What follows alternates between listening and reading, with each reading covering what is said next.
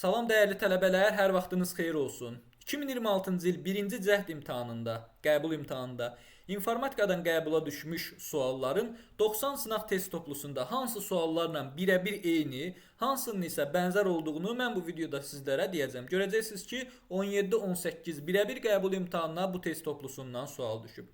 Və mən belə deyək, qısa bir material hazırlamışam. Material bundan ibarətdir. Baxın, hər bir sualın arxasında yazmışam istinadlar bir. Yəni birinci sual 90 sınaq test toplusunda hansı nömrəli sınaq və onun hansı nömrəli sualına aiddir. Həmçinin də burada nöqtə atışları var. Nöqtə atışları nə deməkdir? Yəni birəbir eyni olan suallar da var qəbul imtahanında 90 sınaq test toplusuna bənzər. Yəni 90 sınaq test toplusunda olan suallar qəbula birəbir çoxu düşmüş suallardır. Nöqtə atışı yazdıqlarımda bax bunlardır. Amma bunların belə deyək, təqdimatına keçməmiş bəzi şeylər demək istəyirəm sizə. WhatsAppda, Telegramda, Instagramda, ümumiyyətlə bəzi sosial şəbəkələrdə gördüm ki, 90 sınaq test toplusunun qeyri-qanuni yolla PDF versiyası yayılıb. Yəni skan olunmuş versiyadır. Baxın, o skan olunmuş versiya mənim tərəfimdən paylaşılmayıb və yaxud mənim icazəm vasitəsilə hazırlanıb sizlərə paylaşılmayıb. Bu bir çoxunuzda da bəlkə var.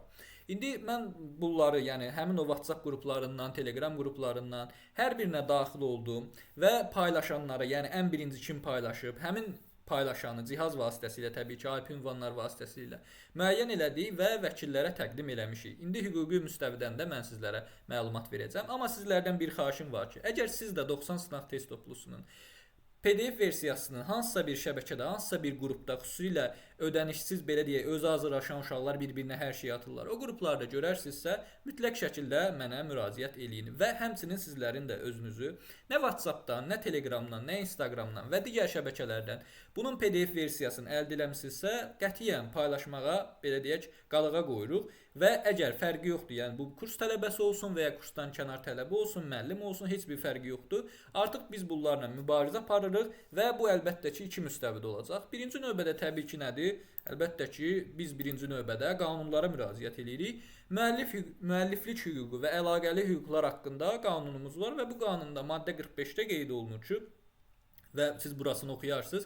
Zərərin ödənilməsi və ya gəlirin tutulması əvəzinə 110 manatdan 55 min manatadək məbləğdə kompensasiya ödənməlidir, yəni müəlliflərə. Və həmçinin də adətən bu kitablar olanda 3000 manatdan başlayır. Yəni fərqi yoxdur, kimliyindən asılı olmayaraq tələbə olsun və yaxud da məzun olsun və yaxud müəllim olsun. Kimlər əgər bu PDF-i paylaşarsa, bu PDF-dən istifadə edib WhatsApp vasitəsilə digər yoldaşlarına yönləndirərsə, bax bunu da deyirəm. Bəzən tələbələr deyir ki, müəllim, mən yönləndirmişəm. Xeyr, heç bir dəxli yoxdur. Paylaşılmasında iştirak etmisənsə, bəli, artıq sənin də belə deyək, hüquq pozuntusuna artıq sən də yol vermisən. Bu oldu əlbəttə ki, hüquqi müstəvidə mübarizə. Belə deyək, biz bunu həyata keçirəcəyik. Mən şəxsən özüm də həyata keçirəcəm. Və həmçinin də sözün ikinci tərəfinə gəlsək, əlbəttə ki, bu əməyə hörmət mənəvi formada. Paylaşanlara, istifadə edilənlərə halallıq verilmir. Bəlkə də bu çox uşaqca bir şey olar, amma təəssüf ki, bunu da demək məcburiyyətindəyəm. Yəni kimlərsə skan olunmuş versiyadan istifadə edirsə, onu paylaşırsa, bəli, mənim və digər bu PDF-in, bu daha doğrusu test toplusunun ərsəyə gəlməsində iştirak edən müəllimlərdən, bəli, heç birindən halallıq verilmir. Necə deyərlər? Yəni bundan istifadə etmək olmaz. Bundan sonrası artıq istifadə edən tələbələrin öz vicdanına, əməyə hörmətinə qalır. Və indi keçid alaq. Əlbəttə ki, dediyim təqdimata. Təqdimat nədir? Təbii ki, mən bütün sualların hamısını dənə-dənə sizə göstərməyəcəm, amma mən bunu sizlərlə paylaşacağam.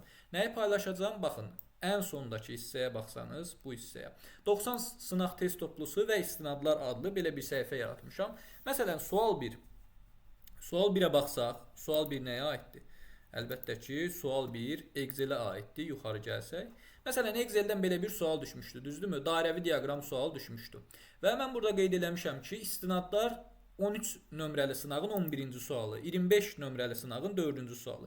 Məsələn, gəlin 90 sınaq test toplusuna müraciət edək. Ən birinci nə qeyd eləmişdim? Sınaq 13-də qeyd eləmişdim. Sınaq 13-ə gəldikdə və buradan biz 11-ci sual tapdıqda gördüyünüz kimi belə bir diaqramdır. Oradakı sual da diaqramdır. Müəllim, bu mənim xoşuma gəlmədi. Oradakı dairəvi diaqramdır axı.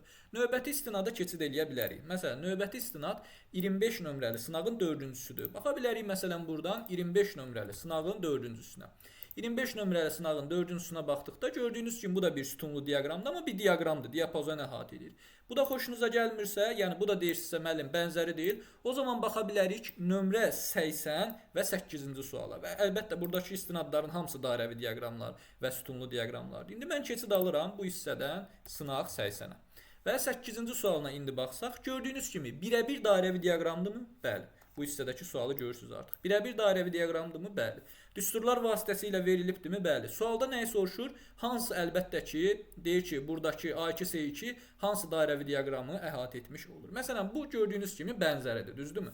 Amma məsələn, başqa bir sual göstərim, birəbir eyni olan sualı göstərim sizlərə, düzdürmü? Məsələn, mən sizə ikinci sualı istəyirəm 90 sınaq test toplusundan göndərim. İkinci sual qəbula düşmüş budur. 90 sınaq test toplusunda nöqtə atışı. 56-cı sınağın 25-ci sualına baxaq. Gəlin buradan izləyək. 56-cı sınağa keçid alaq və 25-ci, yəni sonuncu sualına uyğunluğu baxaq.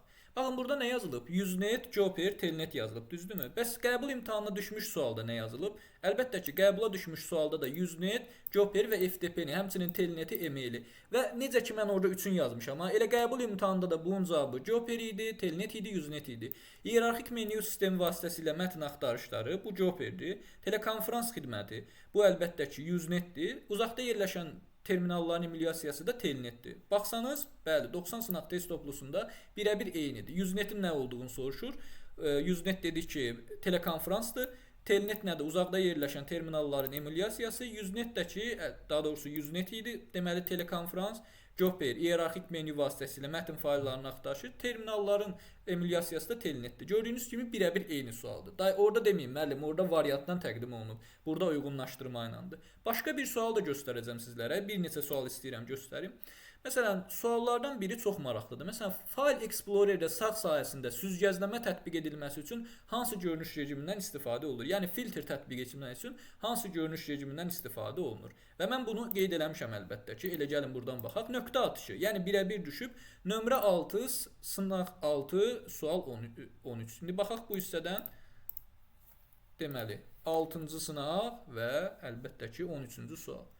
13-cü suala baxanda nə yazılıb? Windows 10 əməliyyat sistemində File Explorer-də hansı görünüş rejimində obyektlərə süzgəc tətbiq olunur? Əlbəttə ki, hər ikisinin cavabı birəbir eynidir və suallar da təbii ki, eyni olmuş olacaq. Gördünüz bir başqa sual. Və ya sizlərə bir dənə də sual, iki dənə sualla da yekunlaşdıracağım, çünki bunların hamısını izah eləmək təbii ki, istəmirəm, olduqca yorucu olar. TCP protokolun əsas funksiyası nədir? Bu qəbul sualdır, düzdürmü? Sizin qəbula düşmüş sualdır. 90 sınaq test toplusunda 66-cı sınağın birinci sualdır. Gəlin baxaq, görək həqiqətən eynidir.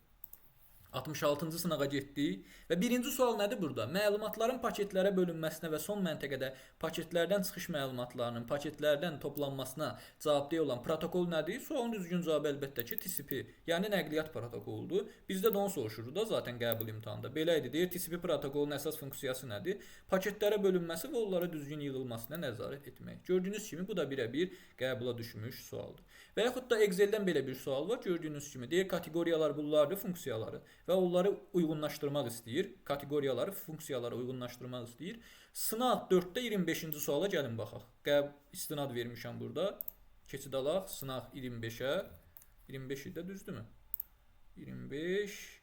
Sınaq 4-də 25. Sınaq 4-də 25. Və sınaq 4-də 25-ci suala gəlsək, gördüyünüz kimi statistik funksiya, məntiqi funksiya və riyazi funksiyalar. Bax, biri budur. Birəbir qəbul imtahanındakı sualla eynidir. Gördüyünüz kimi, buradakı sualda eynidir. Mətin, deməli, məntiqi və statistik funksiyalar. Hətta bu da 2 dənə yəni buradan var. Bir dənə də istinad vermişdim. 41-də 25. Gəlin indi 41-də 25-ə baxaq.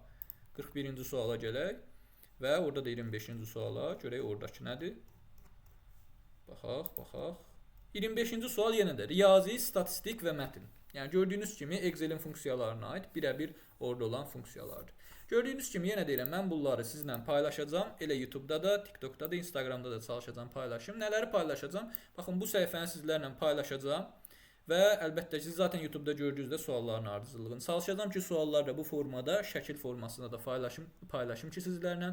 Birinci sual 4 hansıdır və hansı nömrəli sınaqlara istinad eləmiş olub. Belə dediyim kimi, sizlər də mənə kömək eləsəniz, yəni Telegramda və ya digər sosial şəbəkələrdə, WhatsApp-da, Instagramda paylaşan qrupları mənə əlavə eləsəniz və yaxud mənə göndərsəniz çox yaxşı olar. Bununla da mənə kömək etmiş olarsınız.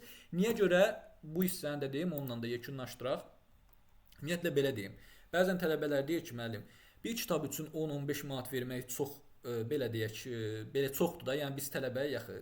Gənclər, gəlin razılaşaq ki, hər birimizin əlimizdə işlətdiyi telefonun ən aşağı qiyməti 700-800, minimum elə deyirəm. Ən yuxarısı isə hər bir 90% tələbədə bu dəqiqə Samsung S23, S24, S25 ultralardandır, ya da iPhone 17, 18-dən falan, 18 bilmirəm var yoxdur, iPhone 17-dən falandır. Ona görə nə edirsiniz? Yəni oğlanların belə deyək də 4 dənə, 5 dənə gündəlik deməyə, həftəlik siqaretə verdiyi puldur və yaxud da xanımların çantalarının 1/10 qədər olan bir puldur. Əgər kimlərsə almaq istəyirsə, qeyri-qanuni yollara müraciət etməz. Kimlərsə almaq istəyirsə, əlbəttə ki, onlara heç nə demirik, onlarla işimiz yoxdur. Kim almaq istəyirsə, müəllim, bunun PDF versiyasını pulsuz paylaşa bilərsiniz. Yəni bu kitabın ərsəyə gəlməsinin hələ maddi tərəfini qoyuram bir tərəfə, bunun mənəvi tərəfi də var. Yəni bir müəllimdən bu qədər zaten biz PDF-i paylaşıla bilən PDF-ləri sizlərlə paylaşırıq. Amma bunun heç cürə PDF-i paylaşılmır, paylaşılanlara da halallıq vermir. Ümid edirəm ikinci turda da sizlər hər biriniz yaxşı hazırlaşıb, yaxşı ballar göstərərsiniz. Biz də bu yolda hər zamanki kimi sizlərə kömək olmağa çalışacağıq. Sağ olun, növbəti videolarda görüşənədək.